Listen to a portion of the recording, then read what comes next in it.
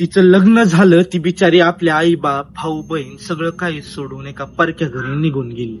आणि एक गोष्ट सांगायची राहिलीच, त्या आई बापाची परिस्थिती नसतानाही त्या बापानं कर्ज काढून पोरीच्या घरच्यांना 10 तोळे सोनं हुंड्याच्या स्वरूपात दिलं. का तर तो पोरगा गव्हर्नमेंट जॉबला होता.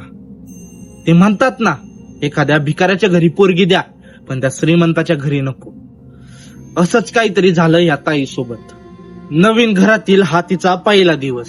घरातील सदस्य नवरा, सासू सासरे, ननंद आणि एक अपंग धीर. या पहिल्याच दिवशी त्या सासून तिचे रंग दाखवायला चालू केले. अहो, त्या ताईकडून भाजी तेल जास्त झालं म्हणून त्या सासून ती गरम गरम भाजी त्या ताईच्या तोंडावर फेकली.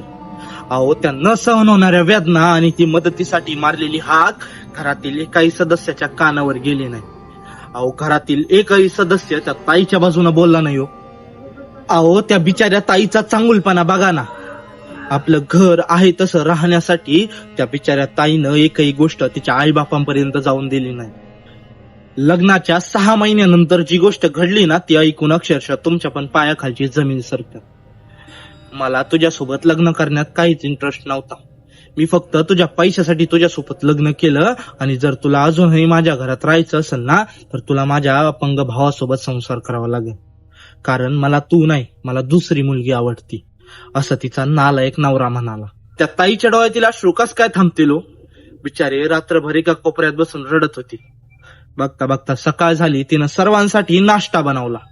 त्या नाश्त्यात मीठ जास्त झालं म्हणून नवऱ्यासह तिच्या सासरच्यांनी तिला इतकं मारलं की तिला हार्ट अटॅक आला आणि त्या ताईचा तिथंच अंत झाला.